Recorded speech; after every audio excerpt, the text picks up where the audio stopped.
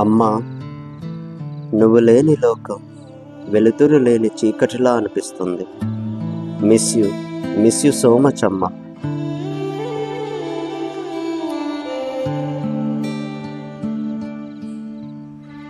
ఈరోజు నా జీవితంలో ఎంతో బాధతో కూడిన రోజు. ఇది నా అమ్మ మరణ వార్షికోత్సవం. చిన్నప్పటి నుంచే నేను నా అమ్మ ముఖం కూడా చూడలేదు. ఆమె ఎలా నవ్వేదో, ఎలా మాట్లాడేదో నాకు తెలియదు. అయినా నా హృదయంలో ఆమె కోసం ఉన్న ప్రేమ మాత్రం ఎప్పటికీ తగ్గలేదు. ఎన్నో సంవత్సరాల తరువాత, ఎంతో వెతికిన తరువాత నేను నా అమ్మ యొక్క రూపాన్ని కనుగొన్నాను.